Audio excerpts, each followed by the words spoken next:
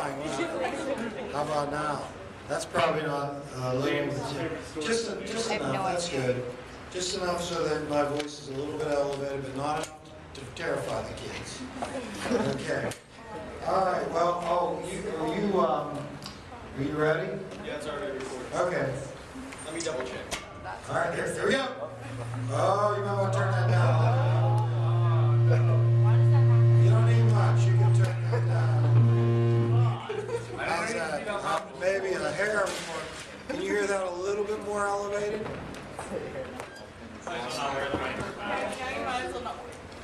little bit? No, that's not at all. No. Just a minimum. Maybe just the minimum. You probably don't need it. Maybe just like that. That's good. Okay. Just enough. Just a wee little bit. That's good, isn't it? Well, Fisher, you promised me you were coming and you showed up. I'm so happy. Happy to be here. Well, okay. So chapter 22, chapter 23, chapter 26. It looks like the questions are about equally divided among those chapters. So about 17 questions come out of chapter 22 in your textbook. So probably 17 or 18 out of 23, and about the same number out of 26, right? Now, re-emphasizing to the young people that 26 is where you're going to have the most questions that we did not talk about in class. 22 and 23 less so. Starting with 22, it goes all the way back to the end of the Civil War. That's where our conversation picks up, with the conclusion, the peace at Appomattox, Lincoln's assassination, and the questions that were kind of posed at the end of the Civil War. That's where we started. And if you remember, when we concluded the Civil War, we said that, look, there were some important things that were resolved by the war. One of those, important things that was resolved is whether or not we would be a union of independent states or a nation of people. And, we said that, look, the idea of secession is discredited. You can't secede from the Union. We are a nation, indivisible. And the second thing that is determined by the Civil War is that slavery is over. The 13th Amendment, which passed the House of Representatives in January and the Senate around the same time, and then was subsequently ratified by 3/4 of the states, formally ended slavery. Now, with the abolition of slavery being over, the big issue in the aftermath of the Civil War was what would become of the 4 million or so ex-freed slaves. In your textbook, there was a little conversation that we really didn't have in class, but in your textbook they talked a little bit about, what these ex-slaves did, how they responded to their abolition. And, it described, how slaves looked for family that they had been separated from, and, other actions that they took, their feelings, and generally about what was happening, as a result of their abolition. But we said the most immediate response to the freed slaves was the formation of the Freedmen's Bureau. Does anybody remember? The Freedmen's Bureau is kind of the federal government response to the reality of having 4 million liberated slaves who, for the most part, had no money, no possessions, no skills, and nowhere to go. So what was the Freedmen's Bureau? What was the intent of the Freedmen's Bureau? Go ahead, dear Matthew. When you say relief, what do you mean? Like, Yeah, I think that you say relief, and relief. I think that's good. We would say relief.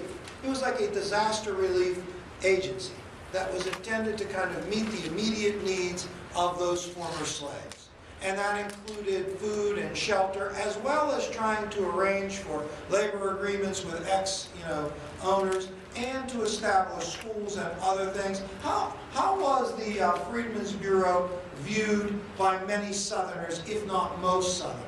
How did they look at the Freedmen's Bureau? Go ahead, Alana. How did they look at the Freedmen's Bureau? Most Southerners, did they view the Freedmen's Bureau positively? No. They did not. Why not? They thought it was taking away from what they So it's taking away from what they're having. How did the Southerners view their relationship with their former slaves? What really embodied kind of what they wanted? And why did the Freedmen's Bureau interfere with that? Go ahead, Fisher. Not really sure. That's all right, go ahead. Yes, I mean, the status and condition of those ex-slaves, according to the white Southerners, was entirely going to be determined by them. And they saw the Freedmen's Bureau as federal interference in what they were increasingly considered to be their business. Hey, were those ex-Confederates sorry for what had occurred, Jim, in the Civil War? No. Remember we read that poem, and I'm a good old rebel, and you know how this kind of embodied the ex-Confederates sort of sorry that they lost, not surrendering, you know, the right to secede. You know, they didn't admit that they didn't have a right to do this, to defend it, and then kind of attempts to demand that they have just this ultimate influence over the ex-slaves short of slavery. Now, the status and condition of African Americans and their relationship to their former owners is a big issue in the aftermath of the war. But so is the reincorporation of the ex-Confederate states into the Union. And we said that Lincoln actually had addressed reincorporating the defeated Confederate states in the Union prior to his death in December of 1863. Do you remember what Lincoln's plan was called? Yes, dear Alexander. The 10% plan. Why was it called the 10%? What was 10% all about? Go ahead, Alexis. So it was Lincoln's 10% plan. What was the 10% all about? Yes, 10%. Say it again.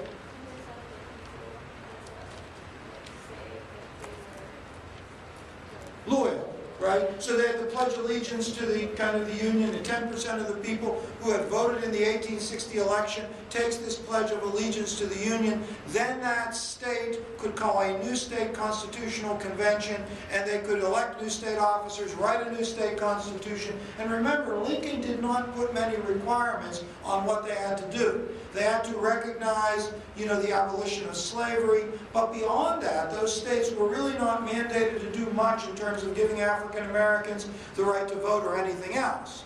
And so Lincoln's 10% plan was considered to be a fairly lenient approach to reincorporating those states into the Union. What was the radical, who were the radical Republicans, just for fun? Who were the radical Republicans? Yes, go ahead. Yes, Ben Wade, Charles Sumner, Thaddeus Stevens, this is who we assume. But Tristan, what were the radical Republicans? What made them radical Republicans? What defined them as a political faction? They were Republicans, were they not? And Lincoln was not a radical Republican, was he? He was considered either a moderate, maybe a conservative, probably a moderate Republican. Dear Tristan, what made the radical Republicans the radical Republicans? Oh, Tristan, I'm so happy you brought that up. What our dear friend Tristan said is that the radical Republicans were more interested in justice than in healing, right? Oh, remember how we said that issue, the justice versus healing, really defines Reconstruction, and that the radical Republicans were more interested in seeing that justice was done, ex-Confederates punished, slaves enfranchised, and with equal civil rights to white people in the South, and conservative and moderate Republicans were more interested in more rapidly reincorporating those states, healing, and that Lincoln's 10% plan represented healing, and the radical Republicans plan, what was that called, do you remember? They had a response to Lincoln's 10% plan. Yes, the Wade Davis bill. And what happened? Was the Wade Davis ever passed? Did it ever become law? Ricky, do you remember what happened to Wade Davis? It passed both houses of Congress, did it not? But what came of it? What did Lincoln do to the Wade Davis bill? Do you remember?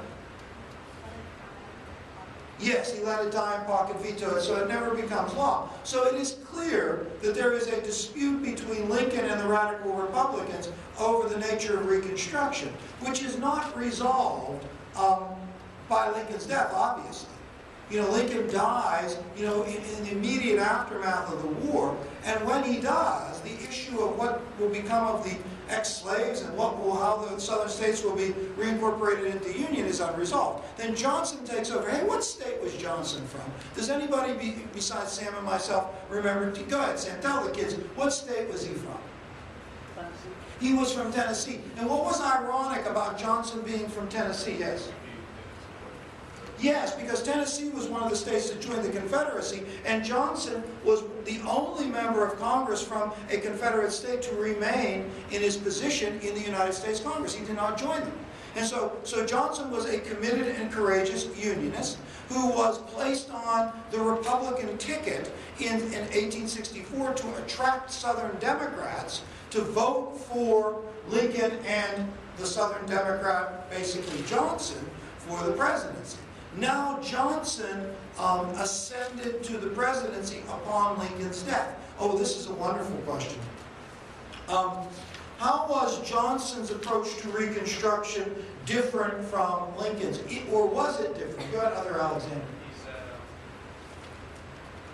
people who had a lot of money, they had to kind of personally apologize to him. Yes, remember, Lincoln granted a blanket amnesty over anybody who, in the Confederacy, but high-ranking officials. Johnson does the same thing, but Johnson's amnesty is limited to everybody but high-ranking officials and anyone that earned $20,000 of property prior to the war. And they had to petition him personally. But remember, we said he was very liberally granted kind of pardons to these people that earned over $20,000, and this was sort of surprising. Now, Johnson takes over in April, right? Lincoln is assassinated in April, Johnson takes over in April, and to some extent, with a few exceptions, Johnson continues Lincoln's Reconstruction policy. And under the Johnson/Lincoln plan, right, by December of 1865, all of the ex-Confederate states, with the exception maybe of Texas, had completed everything that was necessary for reincorporation into the Union. So everyone had followed those plans, right? So when we talk about Reconstruction, reconstructed the defeated South, under the plans of Lincoln and Johnson, the South would have been reconstructed in December of 1865. But Congress stops that. Why? Why does, go ahead, dear Megan. Some of the states that came back to the Confederate generals for their representatives. Yes. So what Megan had said is that, look, those ex-Confederate states had written new constitutions and elected new state officers. But when they had done that, they elected people who had been high-ranking officials that had maybe been pardoned by Johnson, right, to positions of authority, including Alexander Stephens, who was the vice president of the Confederacy. And this was appalling to Northerners. They also passed something called the Black Codes. Who besides Noah and myself remembers what the Black Codes? Oh, Matt does. No, it's fortunate your ex-friend Matt remembers. Go ahead, Matt. It's what decided the place or the Oh, so he said, what decided place? No, would you like to add anything to that? The Black Codes is what decided place for African Americans. Would you like to amplify that a little bit? State laws or federal laws? State laws that establish the conditions and circumstances that would prevail for African Americans. Tell me anything you know about the Black Codes, dear Noah. The North kind of rejected it. Pardon me? The North rejected it. Yes, we know that. The North rejected the Black Codes. Why so? Why would the North reject the Black Codes? Go ahead. Because Go ahead. they said that what did we fight for? They're basically enslaved. So the Black Codes created a second class of citizenship for African Americans that was close to slavery. And this caused Northerners to resent sort of the Southern attitude about the end of the war. I mean, they were electing the same people that caused the war in the first place. They were trying to circumvent the 13th Amendment with these Black Codes. And so Congress refuses to seat the delegates that had been elected by the ex-Confederate states under Lincoln and Johnson's plan. Then we said, now this is December of '65, that Johnson and Congress engaged in a battle over Reconstruction, in which Congress attempts to kind of address what they see as, the problems with the Black Codes, with the Civil Rights Act of 1866, and renewing the Freedmen's Bureau. How did Johnson respond to those pieces of legislation? The Civil Rights Act and renewing the Freedmen's Bureau, what did Johnson do, Jim? Do you recall what Johnson did in response to those things? Yes, your ex-best friend Fisher knows. Go. He would veto them? He vetoed both of those pieces of legislation, and then his vetoes were overridden. Now, even overriding Johnson's vetoes, did not kind of console Congress that the civil rights of African Americans and you know, their vision for Reconstruction would be protected. So they pushed for the 14th Amendment. Tell me in a phrase, what did the 14th Amendment do? Can you say in a phrase? Go ahead, Megan. Yeah, that's good. I mean, you're exactly right. The 14th Amendment defines citizenship. One way to remember it, Tristan, is the 13th Amendment freed the slaves, the 14th Amendment made them citizens, and the 15th Amendment, this is jumping ahead, did what? Darn you. Did what? Darn you. Did what? Gave black suffrage. Yes, Black gave them gave African Americans the right to vote. So 13th, 14th, and 15th Amendments are considered Civil War amendments. And it is true, dear Megan, that the 14th Amendment does in fact define citizenship and requires that citizens be given equal protection under the law. It is a far-reaching amendment.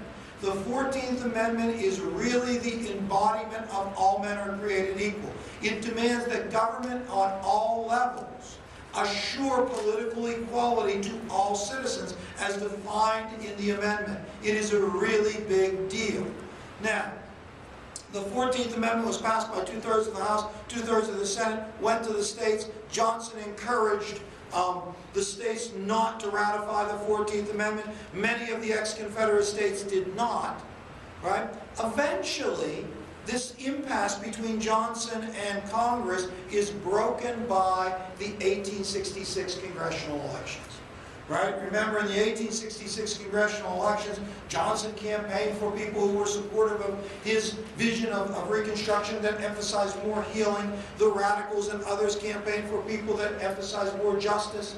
And remember, Johnson takes the swing around the circle where he appears to be inebriated and, you know, discredits his own position.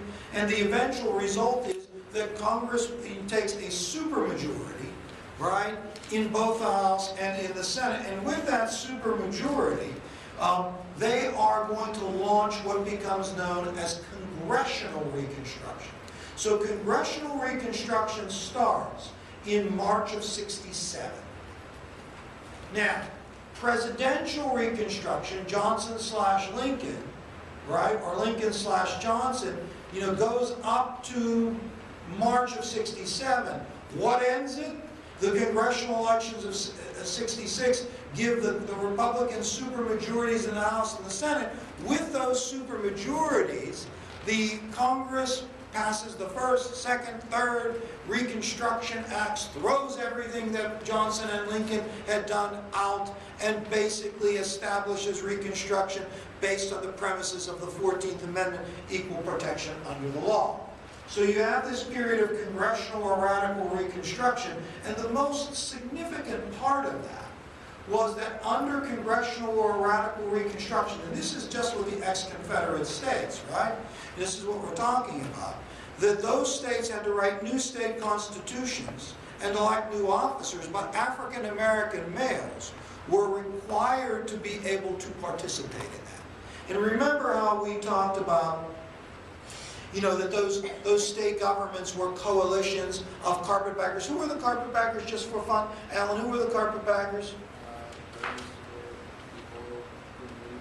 Northerners who moved to the South. White Northerners who moved to the South were called carpetbaggers?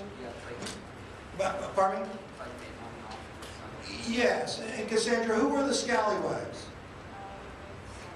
Southerners who supported the Republican governments, and of course, the freed slaves were just that, the free slaves. So they formed coalition governments, right, that took over in ex-Confederate states. And Jim, is it true that African American males voted in those new state governments and held office, including senators and members of the House of Representatives, and, you know, speakers of legislatures and justices of the peace and other positions of authority? Jim, is that true?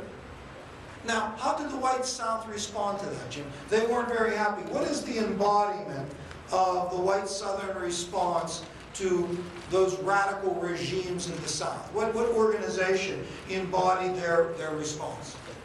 KKK. The Ku Klux Klan, right, was a vigilante organization that was committed to overthrowing radical Republican rule by intimidating African American voters and other things. And, you know, we mentioned that the KKK was this powerful force. I mean, there were Ku Klux Klan and kind of Ku Klux Klan type organizations that rose up to oppose these radical regimes. And we also mentioned that the Congress of the United States, under Grant, who was elected in 1868, is going to, try to subdue the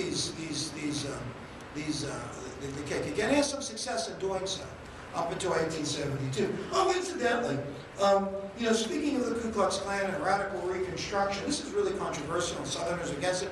Johnson, who was the president when this was unfolding, before Grant was elected, he resisted, implementing, the radical vision for Reconstruction in the South. And his resistance ends up with his impeachment, but not conviction.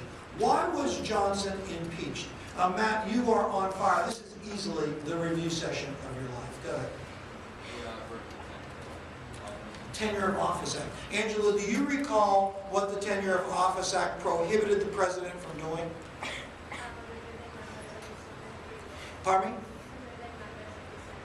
Well, yes, removing cabinet officials and others that had been ratified by the Senate, right? This is very interesting. The idea in the Constitution was that high-ranking officials were appointed by the Senate, or excuse me, I'm okay, don't worry about it, were appointed by the President with the advice and the consent of the Senate, right? And if 2/3 of the Senate approved someone, then that person was confirmed.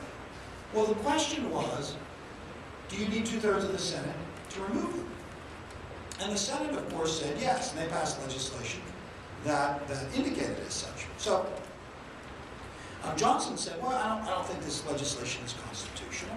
And he attempts to challenge it by removing the Secretary of War Stanton. And, obviously this was a violation of the Tenure of Office Act.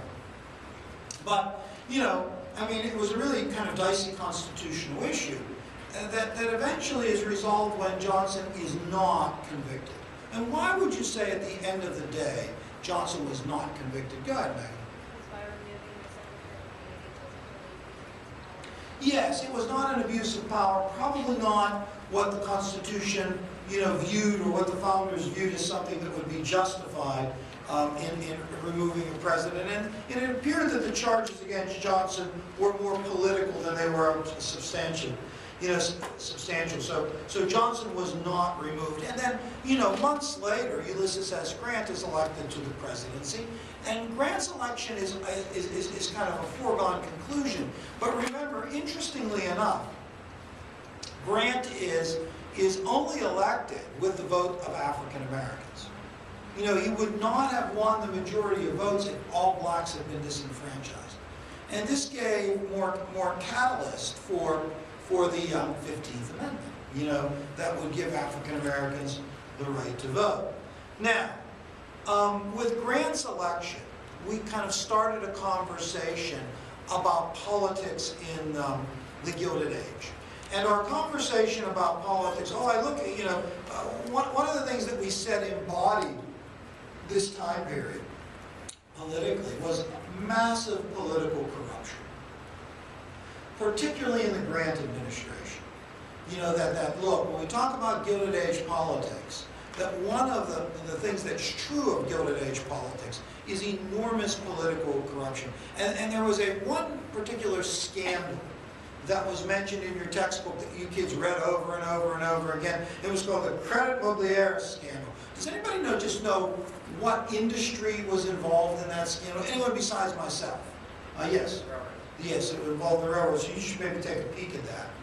And one of the interesting things about that level of political corruption is that it certainly was something that tainted the Republican Party.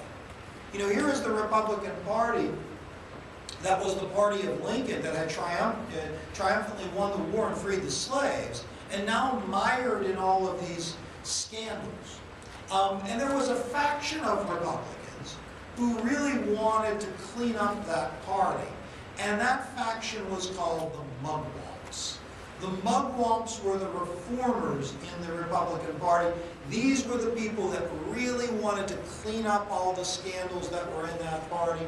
I mean, Mugwumps means big chief in Algonquin. It's a Native American term. And, you know, I mean, a lot of the other Republicans resented these people as being kind of do-gooders and, you know, looking down on them. And then the rest of the Republican Party was divided into two factions. The stalwarts that were led by Roscoe Conkling of New York, and the half-breeds that were led by James Blaine of Maine.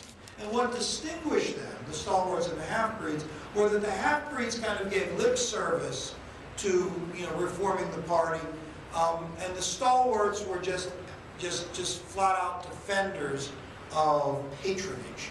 Now, patronage becomes really the kind of, you know, the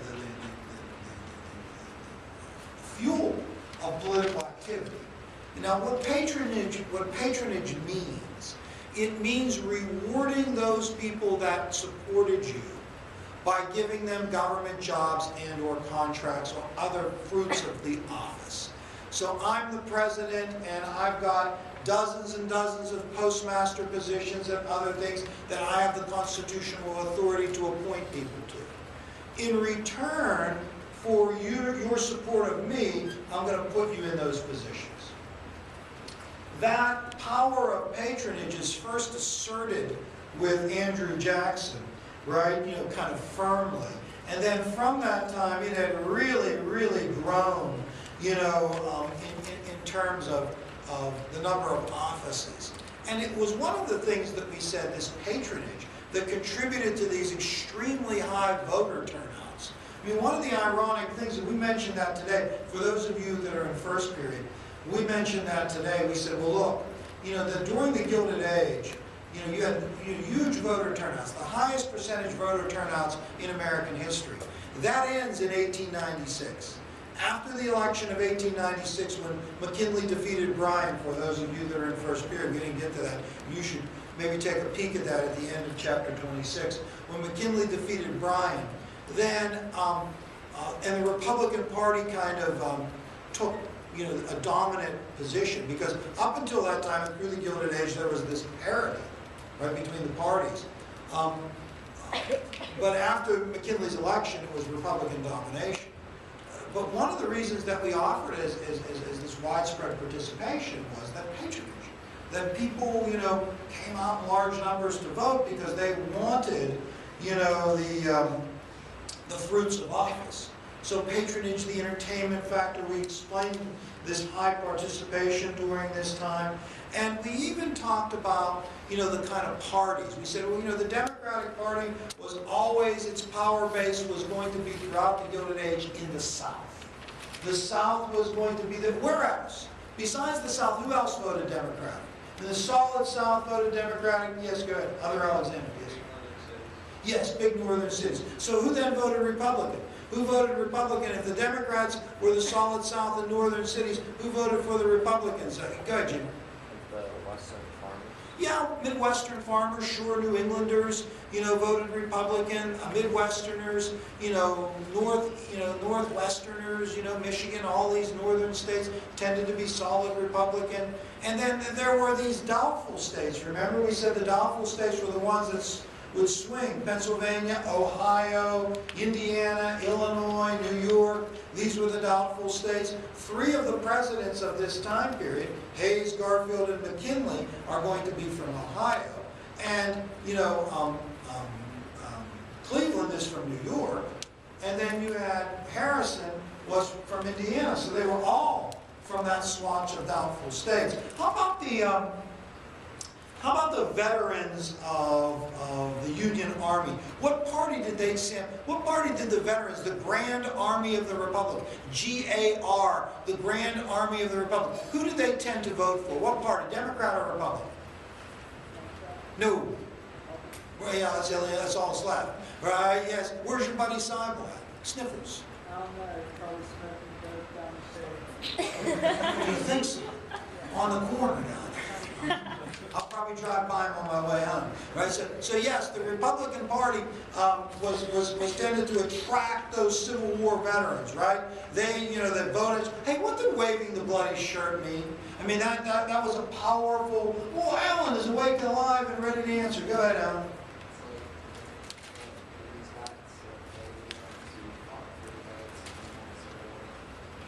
Man, what is it? They got fighting for rights. Oh, so who's they? That's all I asked. So the Republicans encouraged the veterans of the Union Army to vote how they shot. And they waved the bloody shirt and they said, hey, the people that were shooting at you, they were Democrats. The people that enslaved people, they were Democrats. The people of secession, they were Democrats. This was called waving the bloody shirt. And look, today, in 1896, in second and fourth period, we have McKinley, who was, in 1896, think about it, that's 31 years later. So 31 years later, he was still a Civil War veteran, and that, qualified him for office. The bloody shirt was still there. Okay. We talked about the elections during the time period, and clearly the most interesting election is the election of 1876. Because it ends, the election is decided with what we call the Compromise of 77.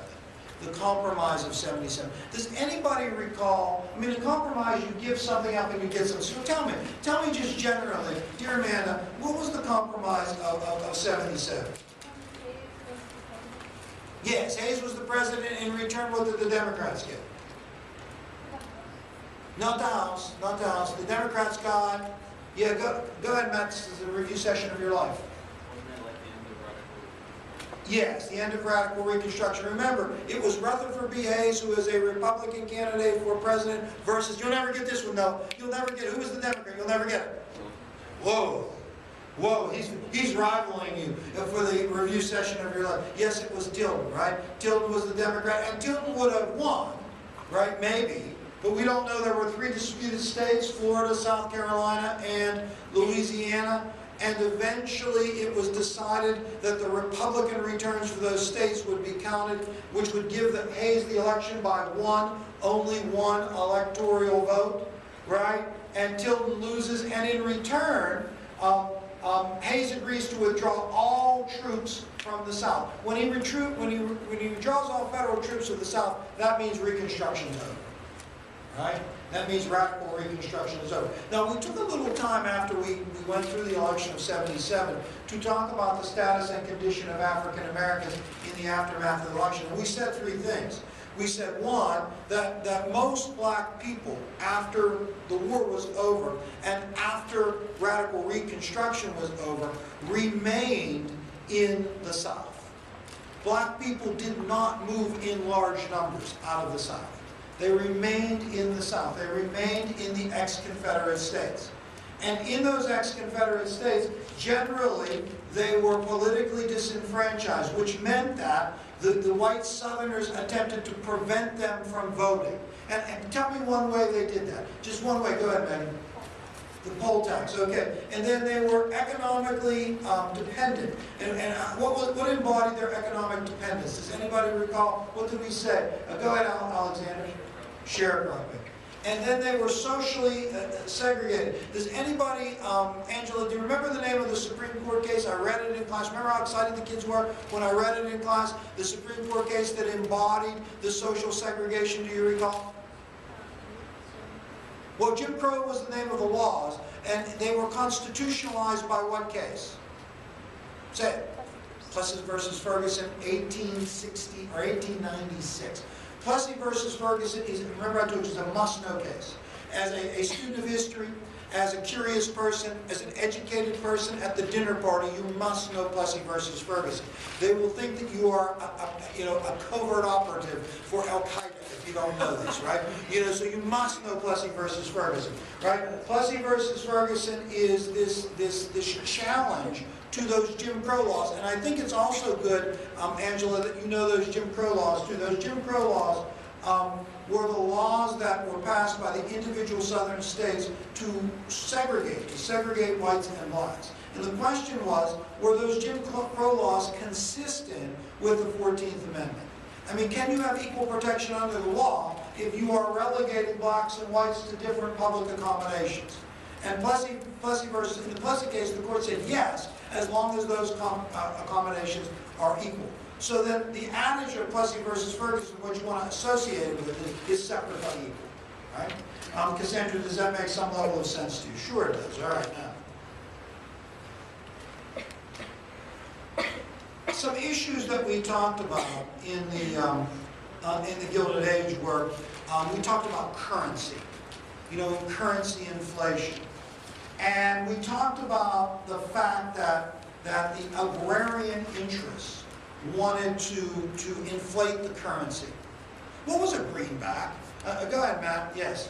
That was money Not backed by gold or silver, issued during the Civil War. And remember, the agrarian interest wanted more greenbacks in circulation, but that doesn't happen because of the Resumption Act. And then the free and unlimited coinage of silver was the other issue that the agrarians wanted to push, and that was eventually resolved with the Bland-Allison Act, but expanded somewhat with the Sherman Silver Purchase Act.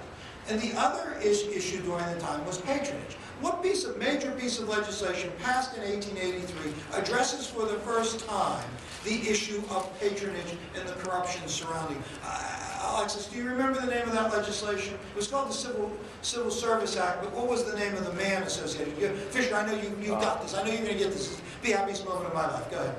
Pendleton? Yes, right, and I was the happiest moment of my life. Yes, it's the Pendleton Act. And the Pendleton Act created the Civil Service Commission. It was the first meaningful, civil service legislation passed. Created the Civil Service Commission that was to draw up competitive examinations for hiring civil servants.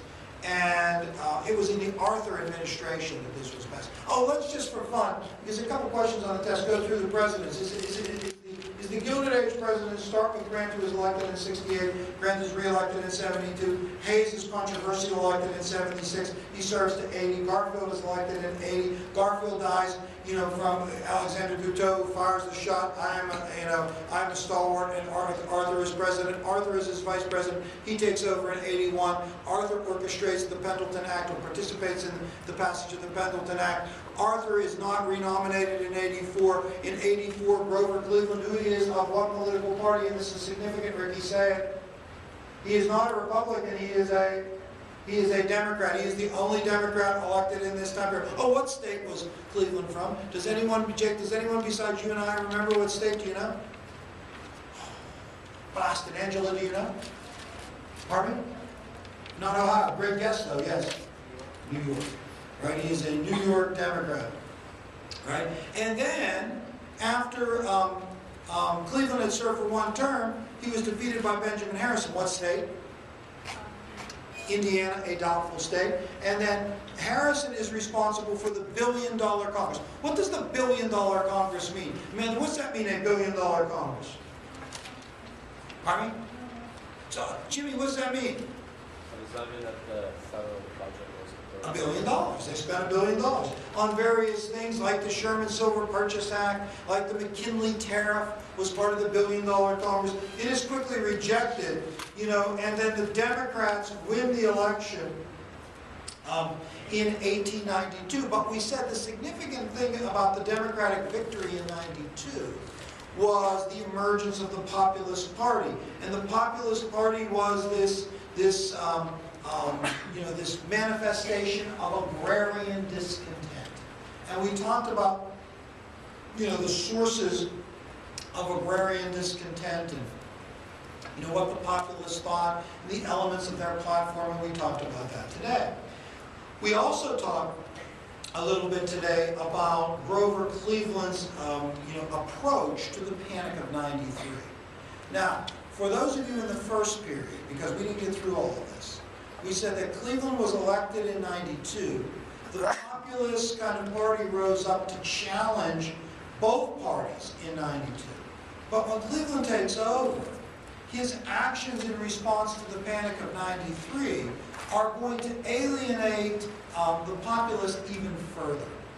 repealing the Sherman Silver Purchase Act, making a deal with J.P. Morgan, convinces the populace that, look, you know, we are right, everything is corrupt, it is a government of Wall Street and by Wall Street, and so Cleveland's actions further alienate the populace. And then we said in '94, you had Coxey's Army, you had the Pullman strike, and these are major, well, more the Pullman strike than Coxey's Army, but they represent a kind of simmering discontentment by the masses of people, and they challenge kind of order and stability. You know, and Cleveland seems like he's making things worse. In even his attempt with the Wilson-Gorman tariff of '94 to really give people tariff relief kind of falls flat when the income tax that's a part of that is deemed unconstitutional. So it's not surprising in 1896 that the Democrats are not going to renominate Cleveland for the presidency. He had already served 2 terms. He represented a wing of the Democratic Party that tended to be out of what was increasingly the mainstream. The Republicans in '96 are going to nominate William McKinley, and McKinley was famous for the McKinley Tariff of 1890, and he represented the pro-business, you know, high tariff, pro-business Republican ideology. And he promised the people a full dinner pail prosperity to get things straightened out, to bring them out of this terrible economic recession that they were suffering. Now, to the populace, McKinley embodied their worst fears. So the question was, what would the Democrats do? Would the Democrats lean more towards the populace and nominate someone that had a more agrarian background? Or would they go back to somebody that was a traditional Jeffersonian like Cleveland? Small government, gold standard Jeffersonian. And what we said they did is they nominated William Jennings Bryan, who was a Democrat but not a populist, but his major plank of his campaign was the free and unlimited coinage of silver at 16-to-1, which was considered by many to be just crazy. You know, the idea of the free and unlimited coinage of silver at 16-to-1 was considered to be just nuts, just crazy kind of, you know, idea that was dangerous. And we talked about that terribly. We talked about it in the fourth, or second and fourth, not really at first, is, you know, very, very energetic campaign that Bryan waged, only to be largely and significantly defeated, with McKinley winning the election of '96. And that McKinley victory ends the Populist Party, begins this domination, this Republican domination for the presidency. And shortly afterwards, incidentally, the economy did recover, which ends a lot of these issues. Now, quickly, although that's as far as we got in our conversation in class, there are some questions on the test about the West, the Wild West, as it were. And several of those questions have to do with Native Americans, right? The Native Americans, and that's one of the big controversies. You know, white Europeans are going to cross the Mississippi River and attempt to settle this region that is, you know, kind of known as the Wild West, or sometimes the Trans-Mississippi West. And one of the most significant kind of features of that settlement is the conflict between the Native Americans that lived there, and this is where most of the Native Americans had been pushed to, and the settlers that went there. I mean, there were times, literature textbooks say like 200 battles between Native Americans and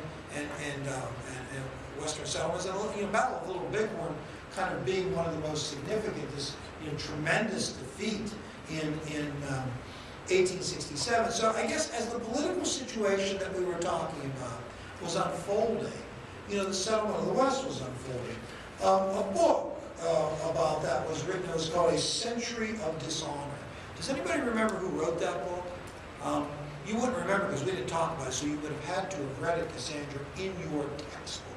And Alan did in fact read it, and he's going to reveal the name of the author. Alan. Yes, it was a woman. Yes, it was. Helen Hunt Jackson wrote that book, which kind of chronicled in 1881 the dismal relationship between the Native Americans and the white settlers and, you know, army that went there. And the real piece of legislation that you should know that is mentioned in chapter 26 in your book is something called the Dawes Act. D-A-W-E-S.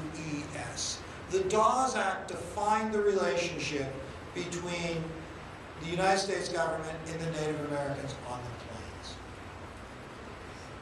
The Dawes Act.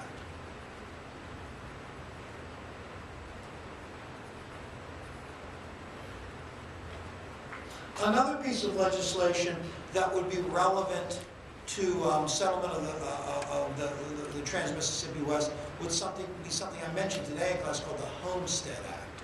Does anybody remember? We made mention of that today, I think in all 3 classes. Go ahead, Megan. Yes, the government gave free land away, 160 acres for free, which incidentally turned out to not be big enough. 160 free acres of land were not large enough for most farmers to be able to make enough money to survive. Because remember, you're going to have to cultivate, with falling prices, you're going to have to cultivate more land, and you're going to be able to do that. Okay. I mean, there are other things on the West, but those are some names of people. Something also called the Buffalo Soldiers. Anybody familiar with the Buffalo Soldiers? They were African-American soldiers who served in the West as Native American fighters, cavalry, infantry. All right. Beyond that, there's some other things. Take a look at chapter 26. That would be the one that we would have covered the least, right, in class. Okay. Oh, what a good 25 after, right on the time that we generally like to conclude by 20 after. Can I borrow your phone? I forgot. Oh, not test. When are you about to like the master at